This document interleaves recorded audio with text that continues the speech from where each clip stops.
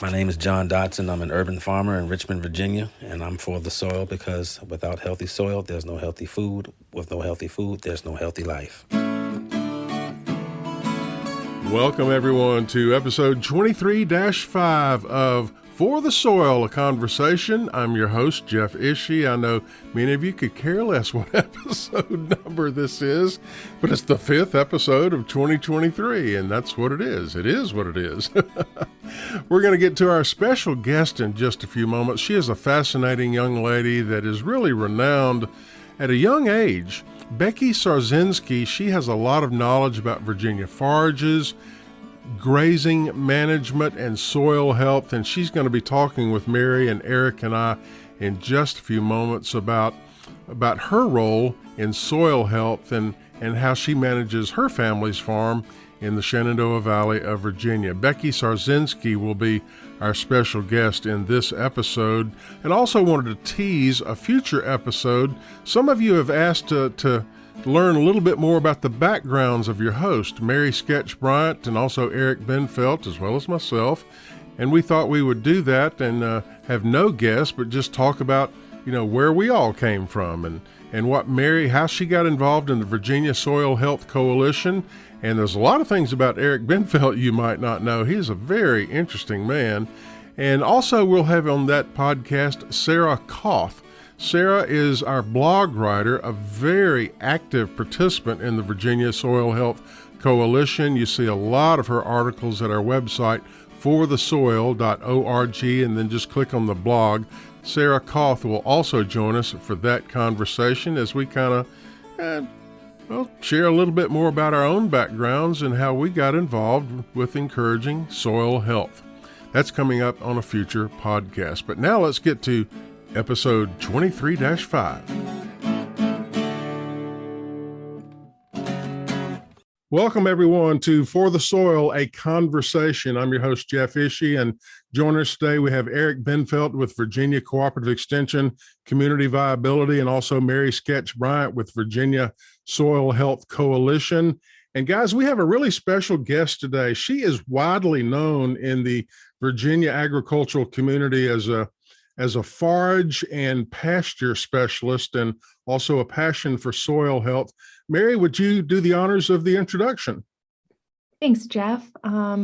So honored to have Becky Szarzynski with us today. Becky is the co-owner and operator with her father of Glen Farm, and she also is the mentor coordinator with the Virginia Soil Health Coalition, as well as very involved in the Virginia Forage and Grassland Council on their board, and engaged in education and outreach across the state. So a great source of inspiration, education, and knowledge around soil health, particularly in the livestock realm. So thanks for being with us, Becky. Oh, thanks everyone for having me today. I'm really excited to have our little conversation. Well, Becky, tell us about the farm itself, where you live. Yeah, so my father, Glen, and I co-own and operate together Glen Farm here in the Fairfield, Virginia region. So just kind of between Stanton and Lexington in the beautiful southern part of the Shenandoah Valley. We've been farming here for the last about 35 years now. And we started out at 120 open acres. And then when I was about 19, I told Dad and Mom that I wanted to expand the operation.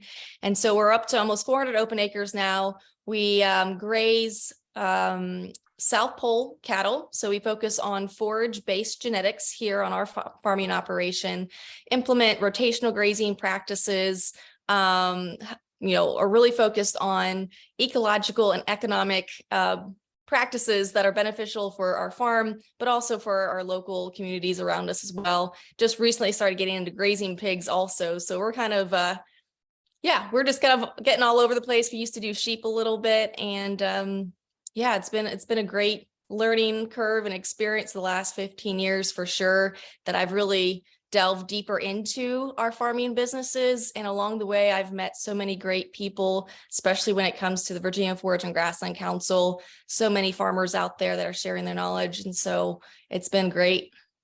And Becky, you mentioned about raising cattle and then delving into raising pigs and hogs.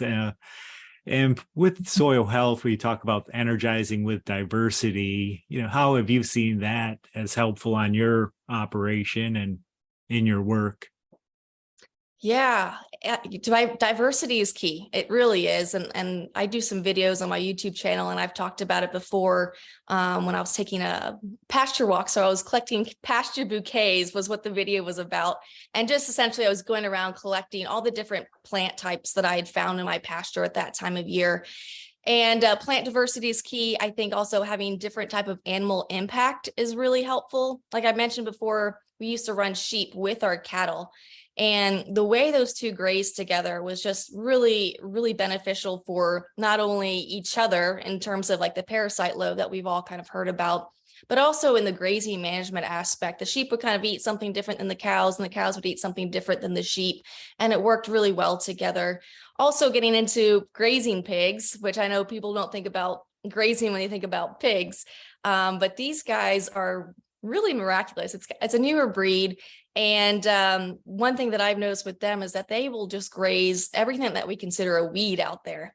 And so having these different types of animals on our landscape will achieve different types of plant communities.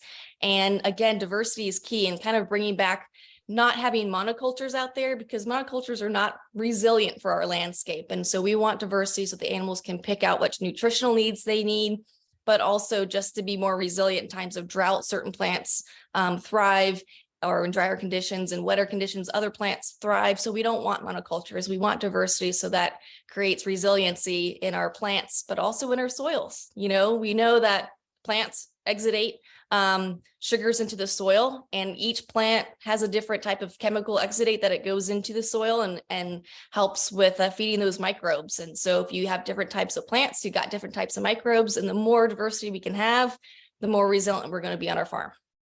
And Becky, you mentioned that you and your father have been farming for about 35 years. You've owned the farm, and I think you returned about 15 years ago. And now you are very deep in engaging in soil health systems and practices. Has that always been the case? I'd be interested in what sparked that focus. So I grew up on the farm. So my dad always farmed his entire life, and he was actually made a career as a forester in the U.S. Forest Service. So he was always a manager of natural resources in a way, so trees versus grass. But he's always been involved with farming as well. So I grew up on a small farm. It was like 120 acres. So I always had that background, always loved it. When I went away to college, decided I hated college, I was going to come back to the farm. And that's about 15 years ago now. And I didn't know exactly how to make a living with farming. I knew I wanted to farm, but I didn't know what that meant. At that point in time, sustainability was really the buzzword that was coming around. And I felt kind of like that was more or less what I wanted to try to achieve with our farming operation. So I really started diving into classes and workshops. A lot of them that were put on by the Virginia Forage and Grassland Council have been instrumental in my learning over the last 15 years. And I just wanted to kind of take it down that route that kind of jived with me a little more than maybe what we were doing at that time. We were doing very, very slow 1 to 3-4 week rotations on the farm. We were using a lot of inputs on the farm as well. And I knew to make a living farming, I needed to cut those input costs. And a lot of the soil health practices fit perfectly with that. It's again, working with nature and not necessarily against her. Not saying that sometimes you do work against her to try to make a certain impact, but in general, you can be, in my experience, if you want to be an efficient farmer, you got to utilize the genetics in your livestock or in your plants to the best of their ability. And usually that's working with nature and not trying to make it into something different.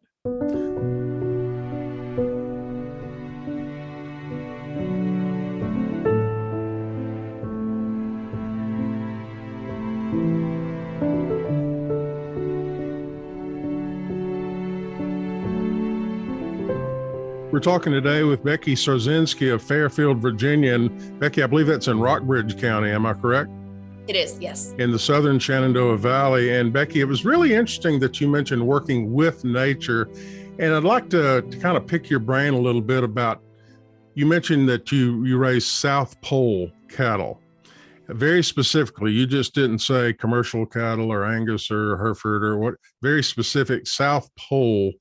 And it's interesting when you said that, a memory came back to me when I was at the Virginia Beef Expo several years ago, and I was standing next to the sale ring there, and there was a conversation going on next to me about South Pole cattle. And I looked over, and I'm going to be accused of name dropping here, but it's honest to God, it's the truth. It was Teddy Gentry, the bass player for the group Alabama.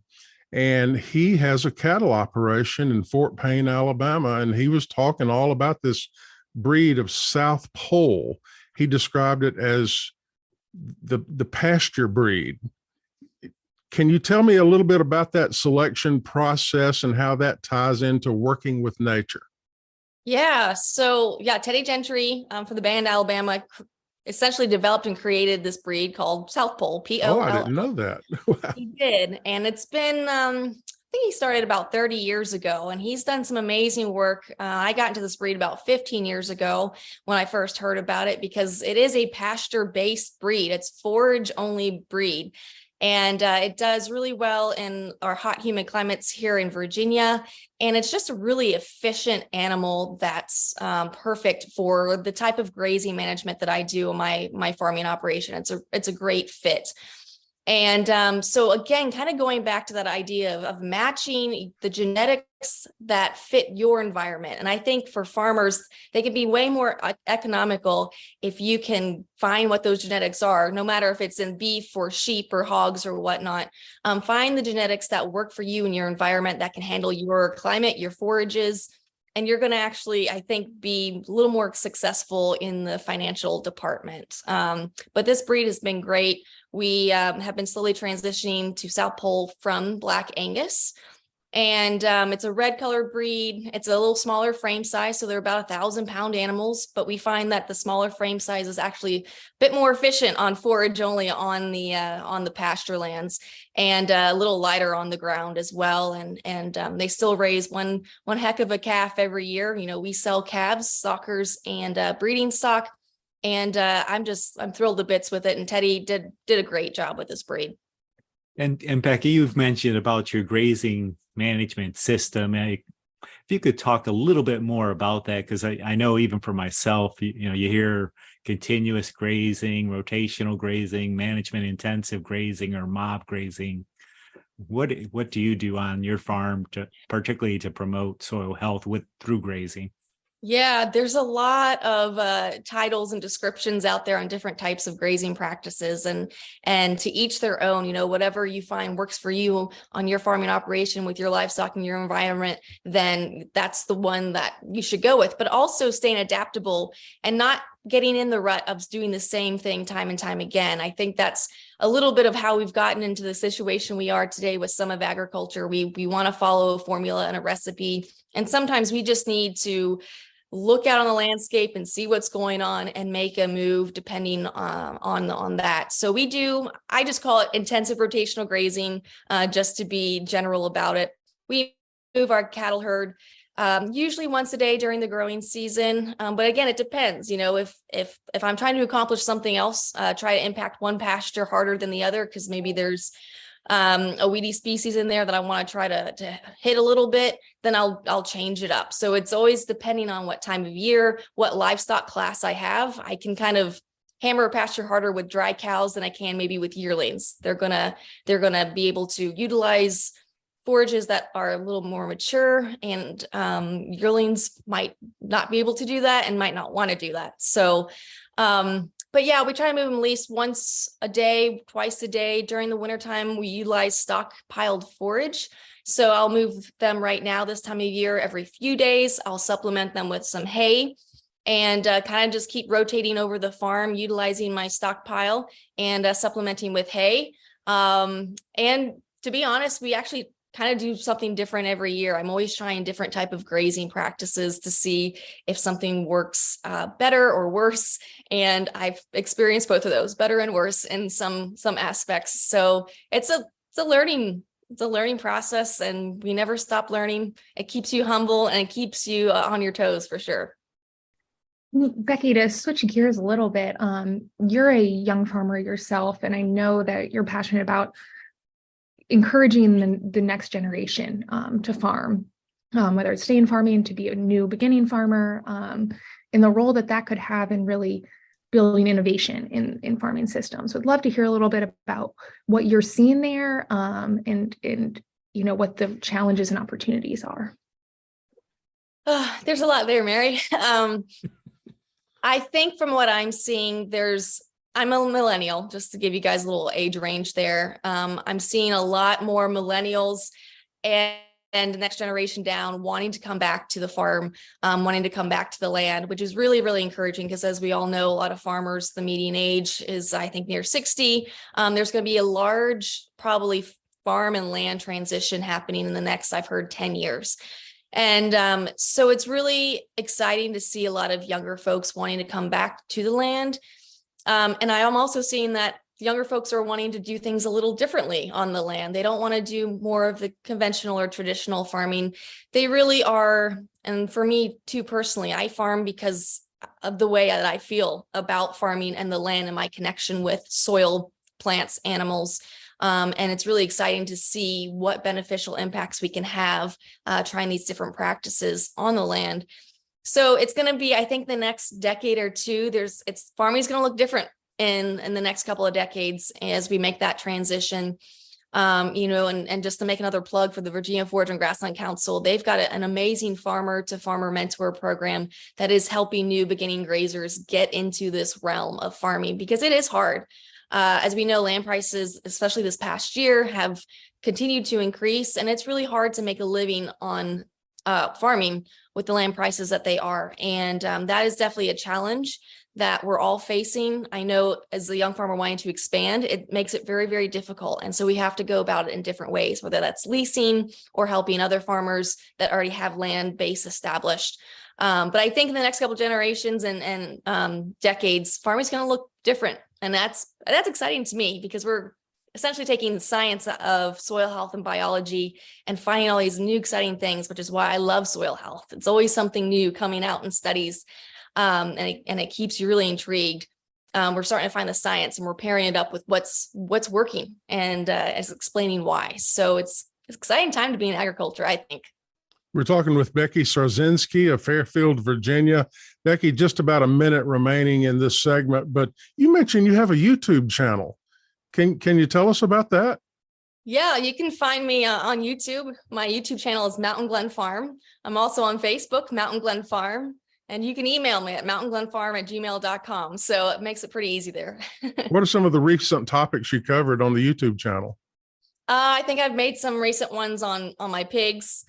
Since that's the up and coming thing, I've had some piglets the last couple of months here farrowing. And I'm always kind of focused on just little things that I'm doing on the farm, whether it's like my pasture bouquets or bale grazing, different practices and principles that I'm using and trying to then come back to see what the results are later on. So the name of the channel is Mountain Glen Farm? Correct. Okay, both on Facebook, social media, YouTube. Mountain Glen Farm. Very good. Very good. Our time is up in this segment. Thank you so much for having a conversation with us about what you're doing on your farm concerning soil health. We want to thank you for your time. Mary and Eric, real pleasure having both of you. And Becky, we'll be back again.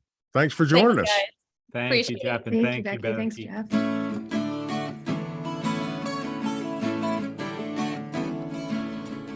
For the Soil, a conversation is made possible with funding support from the National Fish and Wildlife Foundation and the Agua Fund. Other partners include the USDA's Natural Resources Conservation Service, Virginia Cooperative Extension, Virginia State University, Virginia Department of Conservation and Recreation, and partners of the Virginia Soil Health Coalition. Views expressed on this podcast are those of each individual guest.